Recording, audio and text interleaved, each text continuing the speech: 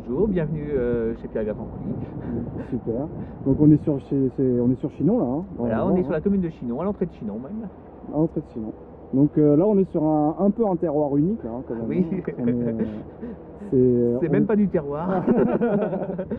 On est sur le toit du chai, d'unification. Voilà.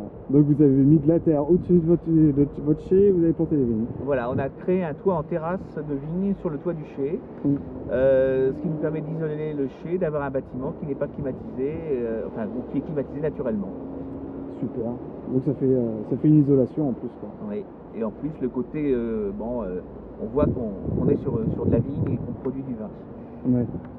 Alors Chinon, on est une appellation monocépage qui est à base de Cabernet Franc.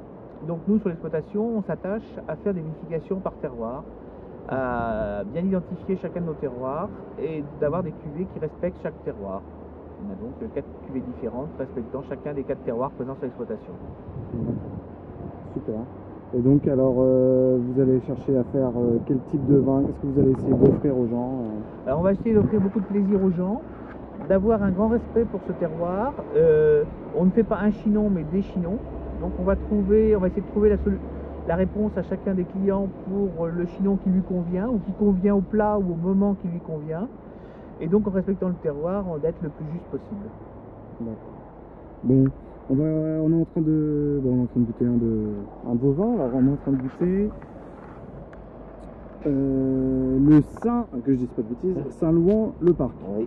Donc Saint-Louan-le-Parc, c'est un lieu-dit? C'est une parcelle, oui, tout à fait. C'est une parcelle berceau de la famille, puisque cette parcelle me vient du côté de maman, où on est viticulteur à Saint-Louan, de père en fils depuis le XVe siècle. C'est vraiment le berceau de la famille. Ce sont des terrains sablonneux, sur les hauteurs de Chinon, on est carrément sur les points culminants de Chinon. C'est du sable d'origine éolienne qui domine des billards, des calcaires jaunes, donc ça donne des sols très très poreux. Des sols très poreux, très précoces, qui vont donner des vins très aromatiques. Super. Donc on va le goûter alors. Voilà. Donc il y a quand même. Donc vous, pour revenir un petit peu, vous faites pas d'élevage bois, hein. Donc tout est sur la pureté du fruit et le plaisir, et puis surtout sur la pureté du fruit. Voilà, la volonté dans notre démarche de faire un travail de terroir. On ne veut pas polluer ce terroir par un apport de côté boisé qui viendrait masquer l'expression et l'originalité du terroir. Ce vin, par exemple, a un côté très fleuri, très floral, et un côté boisé viendrait masquer et cacher l'originalité de ce produit. S'interdire le bois, par contre, c'est beaucoup de contraintes, parce qu'il faut arriver à avoir des tanins qui soient souples, soyeux. Donc ça se travaille beaucoup plus à la vigne.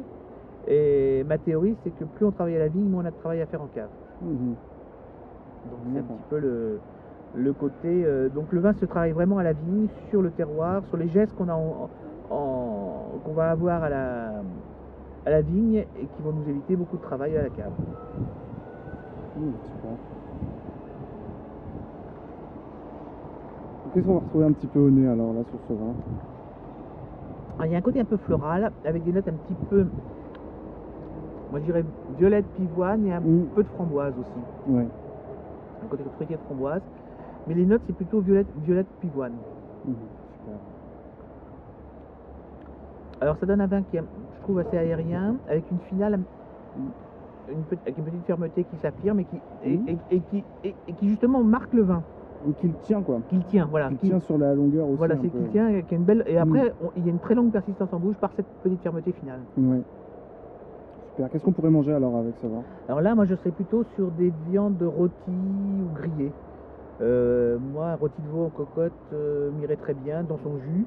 Donc quelque chose qui est assez goûteux, mais qui va pas avoir des arômes qui viendraient masquer la subtilité du vin. Chacun se respecte. Super. Bon, bah merci alors pour cette dégustation. Voilà, dégustation sur le toit. Super.